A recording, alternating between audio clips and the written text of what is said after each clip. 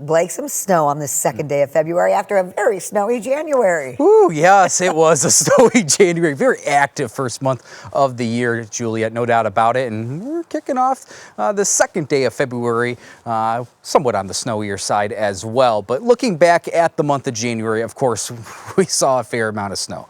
That is the case for both Grand Rapids and Muskegon. Nearly 40 inches of snow for Grand Rapids. Muskegon just shy of 45 inches throughout the month of January. Both cities a good foot plus above departure. And that puts Grand Rapids for the month of January, the 8th snowiest January in recorded history. For Muskegon, the 20th snowiest January for Muskegon weather data, and both of those cities' weather records go back to the 1890s. So it was an impressive January by far, an active first month of the year.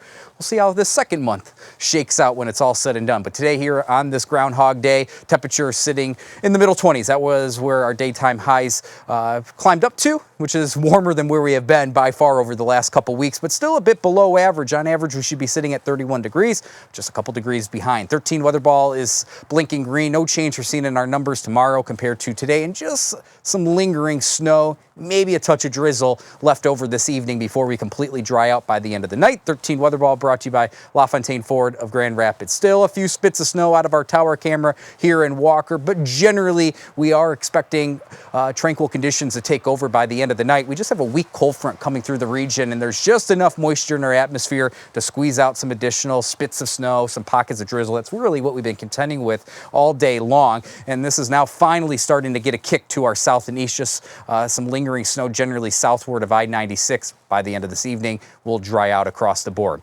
Temperatures on a broad brush note will fall into the teens tonight. We'll climb into the middle 20s tomorrow. The wind continues to be a non-factor. We have not dealt with blustery conditions for several days now, which is always a good news, and that will continue to be so over the next couple days, the wind remaining a non-factor. It looks like it'll take all the way until the end of the week for the wind to really pick up once again. Temperatures the next couple days remaining steady in the middle 20s. This is for the daytime high. Nighttime lows will vary a little bit over the next few nights. But tomorrow and Wednesday, two quiet days, especially coming off the heels of an active January. Our next chance of snow comes in on Thursday. As for the hour-by-hour forecast, there it is, Tuesday into Wednesday. More clouds than any amount of sun. I think we're going to remain quite gray over the next 48 hours. Any peak of sunshine will be an added bonus. But we're quiet. We're dry here at home. Here comes a brief chance of snow on Thursday. This does not look to be a huge deal. Maybe a dusting throughout the day on Thursday. Our next system really comes in Thursday night into Friday. This is a clipper system that will brush us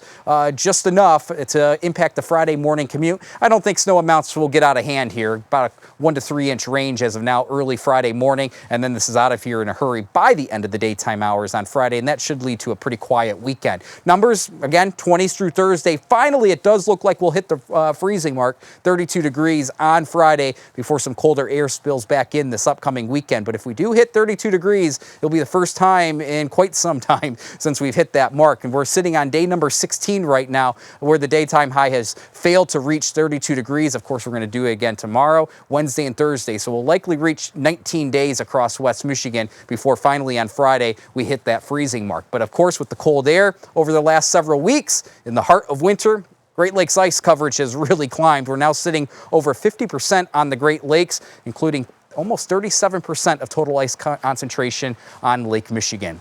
Back to tonight, temperatures falling into the teens, maybe some upper single digits near US 10, but generally into the teens tonight off a light west and northwest wind. Outside of some lingering evening spits of snow, maybe just enough for a pocket of drizzle, we dry out after midnight. 13 on your side, 7-day forecast, a quiet Tuesday and Wednesday ahead of us. Some snow comes in primarily Thursday night into Friday morning, Juliet, just enough for a trickier Friday morning commute. That's really going to be our focus of this week. And then while we cool back down this weekend, I'm optimistic that we'll have another weekend with some sunshine around. That would be nice. Thank you, Blake.